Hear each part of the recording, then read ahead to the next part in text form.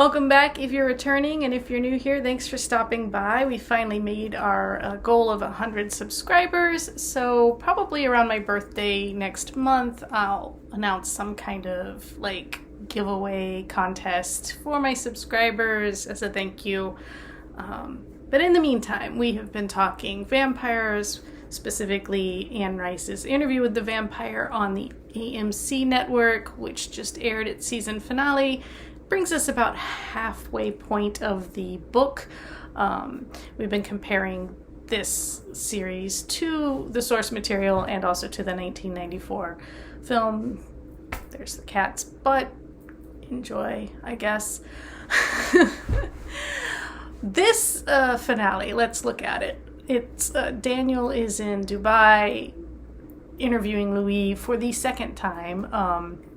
There is in this series the conceit that Daniel did in fact interview Louis in San Francisco in the 70s as per the original book, although clearly there are some differences. Sorry, the cat is being places he shouldn't be. At the end of the last episode, Daniel had a dream and or flashback about that meeting of Louis in a San Francisco bar, and Rashid was there, and there was some question as to whether that's a dream thing or an actual memory, and that gets answered in this episode. But basically, this episode focuses on the killing of Lestat, which in the novel, Claudia decides to kill Lestat. Louis begs her not to, but doesn't really also do anything to prevent it. He's kind of a I'll just stay out of it type, which is, again, kind of how he was with his brother Paul. When Paul would get religious, Louis would just kind of be like, fine, whatever, you do you. And in the book, Claudia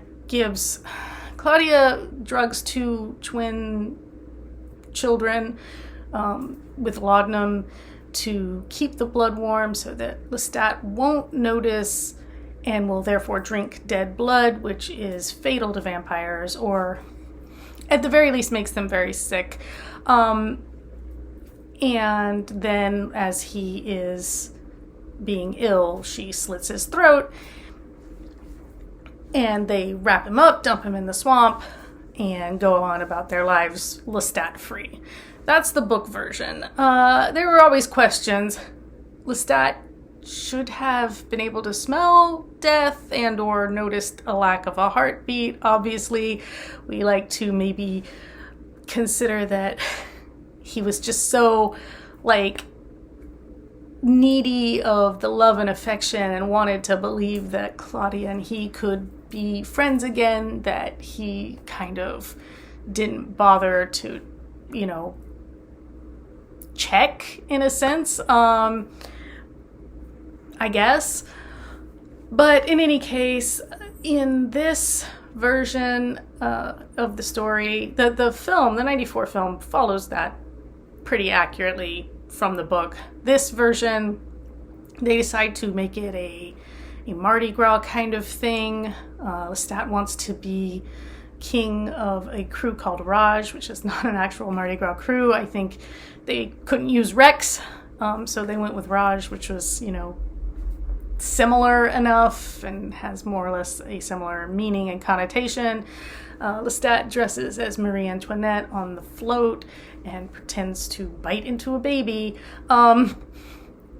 It makes sense if you're from New Orleans. So on the float it says, let them eat king cake instead of just let them eat cake. And in king cake, you put a little plastic baby, and whoever finds the baby in the cake is like the king of the night, and or the Lord of Misrule if you're doing an epiphany thing. Anyway, it's it's complicated. It makes sense to people who know. To people who don't, it might have been a little bit bizarre as an element in the story, but it kind of doesn't matter because Lestat's bizarre anyway, and the story's a little bit bizarre. And anyway, the result is that Louis, Lestat, and Claudia throw this ball, this Mardi Gras ball, and they select the people they want to kill as one last big shebang, because then they're going to leave New Orleans. And this is the most gruesome episode we've had thus far, as far as just visuals of people like getting their literal jaw bones ripped off and things. It got pretty visceral. And then of course Claudia does intend to drug one of the victims and have Lestat drink from him and then kill him.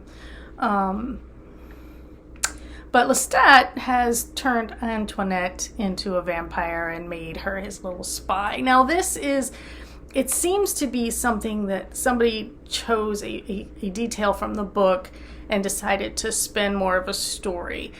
In the book, Lestat, there's a musician, and Lestat tells Louis and Claudia he's going to turn this musician into a vampire because he thinks that this musician would be a better vampire than either of them and would, keep him better company. And Claudia's like, oh, are you threatening us? Are you like, Anyway, he does, in fact, in the book, turn the musician into a vampire, and the musician and Lestat terrorize Louis and Claudia the night Louis and Claudia are meant to sail for Europe. Lestat has come back from the swamp because he didn't actually die. And he and this musician that he has created into a vampire gang up on Louis and Claudia, and it ends in Louis setting fire to everything, as Louis is wont to do, at least in the book and film. It's one of my favorite things. As I've mentioned, I just find it hilarious that this vampire just keeps setting fire to shit. But it's delightful. And in this episode, they, instead of throwing Lestat in the swamp, they set him out with the trash, and he gets taken to the dump. And even Daniel's like, well, obviously he can catch rats and live off rats and, be restored, because they refuse to incinerate Lestat. Well, and here's where we get into the question of what's true, because Daniel challenges Louis here. Louis's like, oh, neither Claudia nor I could bring ourselves to incinerate Lestat, so we put him in a chest and put the chest out with the trash, and Daniel's like, that doesn't sound accurate to me based on what I know. I'm pretty sure Claudia would have wanted to just burn him, and you stopped that from happening because you did actually still care and you wanted to give him a way out. You were just trying to make enough of an exit for yourselves so that you could get away before he came back. And so I think that seems accurate for this portrayal of Louis and Claudia. I don't think Claudia would have been like, no, I can't do it. They do. So Antoinette, sorry, I got off topic. Antoinette in this series is the musician, ostensibly, from the book that Lestat turns into a vampire, makes kind of a henchman of, and then attempts to use Antoinette against Louis and Claudia at the ball, but Claudia is more clever than that, and she outwits Lestat and Antoinette. Antoinette ends up in the incinerator. Thank God. God, what an awful character. That was a character that they didn't do enough with to make it worth having that character there. And, yeah. That's all. That's all I can really say about it, is that I just don't think... I think they either needed more Antoinette or no Antoinette, but it was this weird punctuation to the rest of the story that didn't quite work for me. But then the musician in the book is also kind of a weird footnote. So Anyway, we are at the brink of Louis and Claudia leaving for Europe to find the vampires there. We did get a mention from Lestat of those who must be kept, so I assume that is also coming.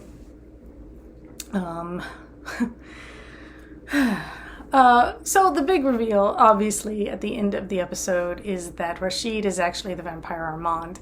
And this is not entirely surprising, but is a little bit like, then why are you calling him something else? Except to fool the audience, why would you do that? I mean, maybe they'll explain it. Maybe they'll be like, well, he went by Armand for years and then, went back to his birth name. Well, okay, so in the books, Armand is Russian.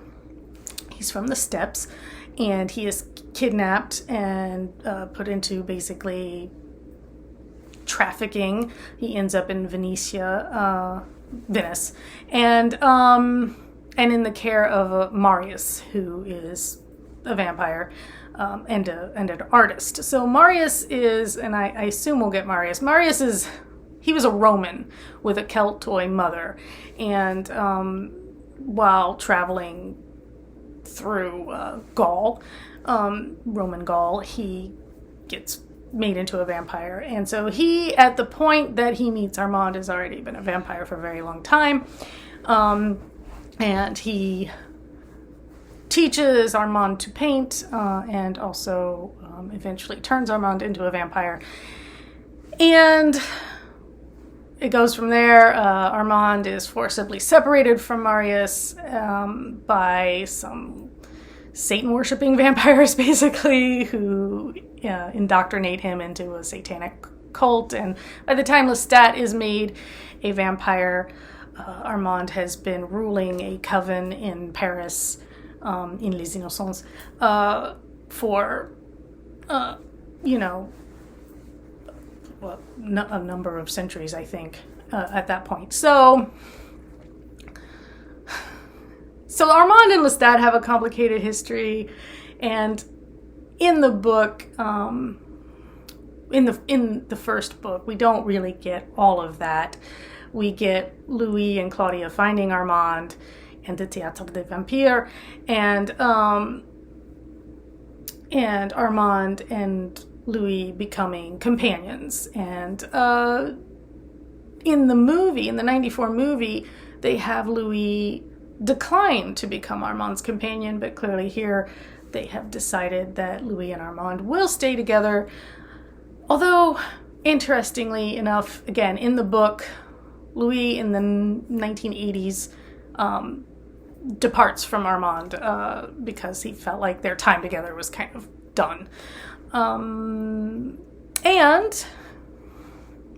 if you've read the books, you know that Armand is the one who eventually makes Daniel Malloy into a vampire, and Daniel becomes Armand's companion. So I don't know if they're going to do that here, if it's going to be Louis and Armand. Like, if they'll do to Daniel what Louis and Lestat did to Claudia, like one of them starts it and the other one finishes it, or what. We have a mention from Rashid/Armand that he was the one who stopped Louis from killing Daniel way back when in the 70s. So that's interesting. We get Lestat's age, again, assuming he is telling the truth. In the book, in the book The Vampire Lestat mentions, I think I mentioned this in a previous video, he mentions that at the storming of the Bastille, he's no longer in France at the time, but when he hears the news of it, he's 30. He's lived 30 years. Like, he's still, even though he's a vampire, he was turned into a vampire at the age, 2021, somewhere in there. They clearly aged that up in this TV series, probably because they didn't feel like anybody would believe Sam Reed was a perpetual 20-year-old. But, no shade, But, no one would believe it of me either, even if I want to believe it. So, yeah, Lestat would have been born roughly 1759, if the Bastille was 1789, if I'm remembering right. And so I think in the episode he said 1760, a nice round number, I guess. And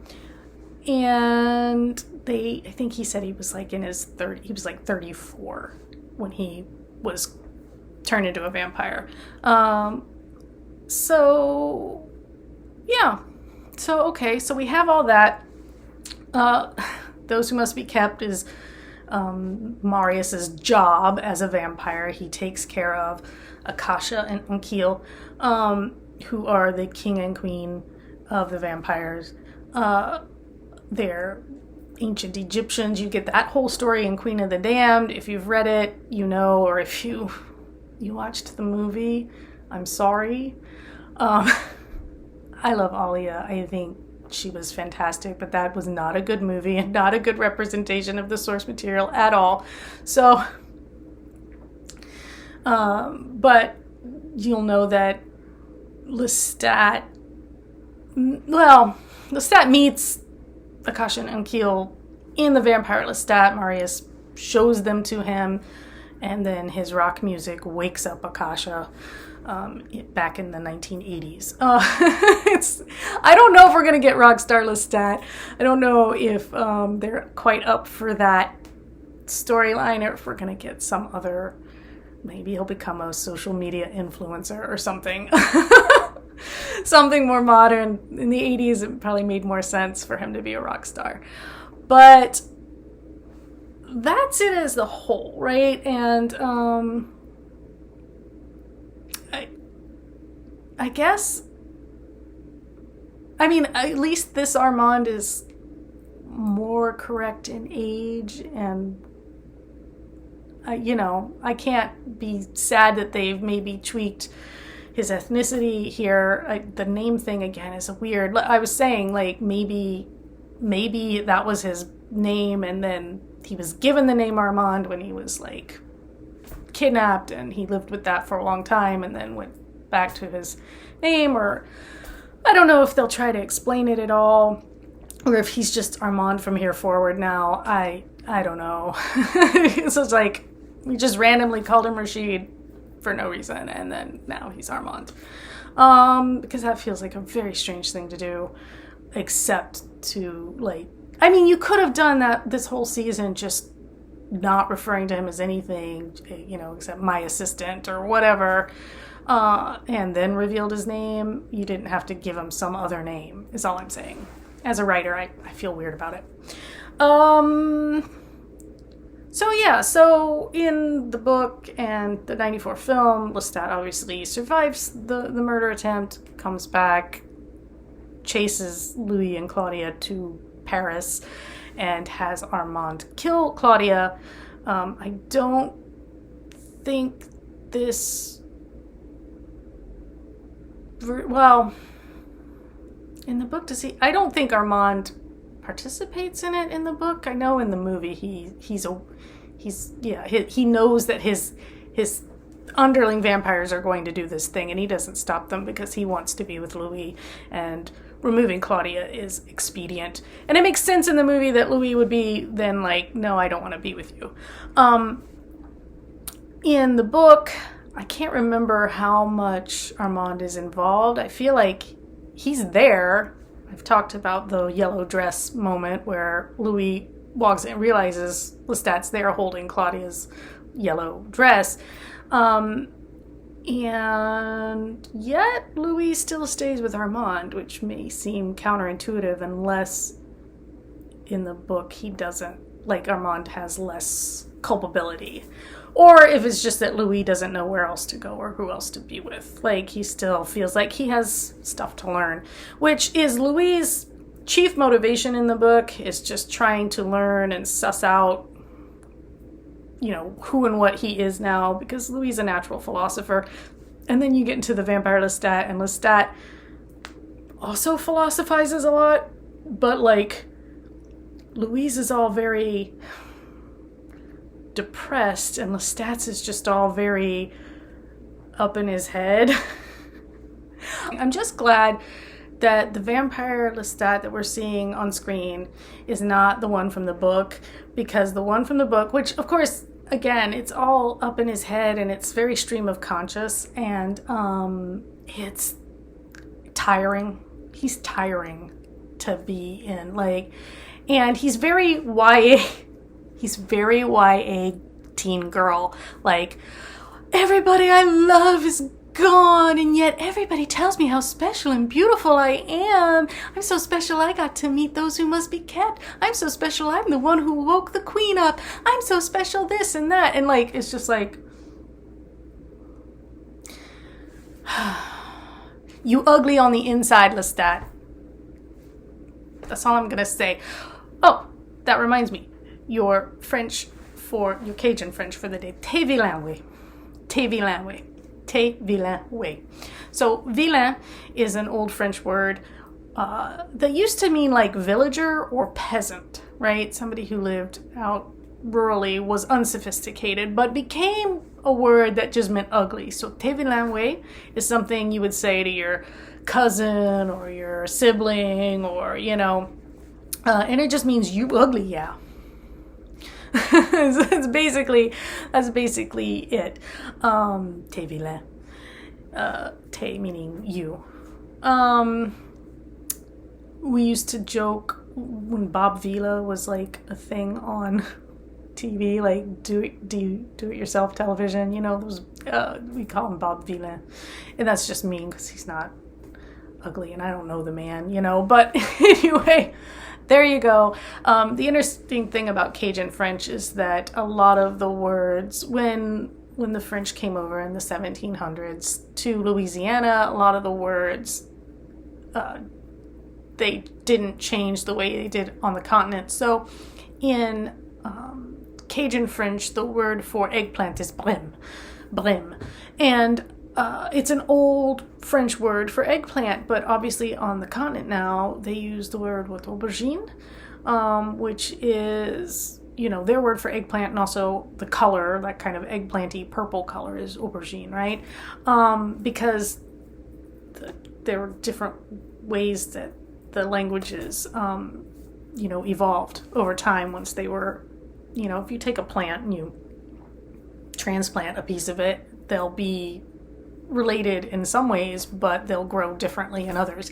And that's basically what happened to French when it was transplanted to Louisiana and then infiltrated by Italian and Spanish and the local native languages. It's a kind of a mishmash, a bouillabaisse, as you would. And so it's a fun, weird language. But anyway, that is, I think, everything I meant to cover about this. If you have thoughts, feelings, introspection, if you think I missed something, or you remember something I don't, let me know in the comments.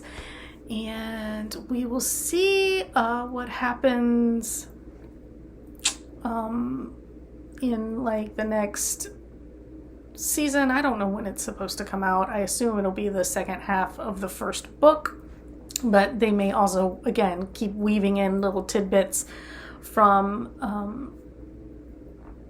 you know, the other books, you know, the whole mythology as a whole. I mean, we get Armand and Marius' stories in the Vampire Lestat, and then later on we get whole books. They get their own books, right? The Vampire Armand and is Blood and Gold? No. Which one is Marius's one? Anyway, we get their stories, and, you know, so the mythology continues to evolve and change, even across multiple volumes of books. And yeah, so I will keep rereading the books too, and I might post little updates here or on TikTok, just as I'm like, as things occur to me. But yeah, I think that covers everything for now. And if I think of more, I'll do more later. But I'm on a couple of deadlines for some of my writing stuff, so I gotta get back to that. And Switchgrass Crown will be out December 1st. And the second Dre's story, One Night in Wyland High, should be out, I want to say Christmas Day, or a little bit before, maybe. I'm not sure. But in any case, those to look forward to. You can pre-order both of those now if you would like. And I will see you next time with either more vampires or more other content. Yeah. Take care.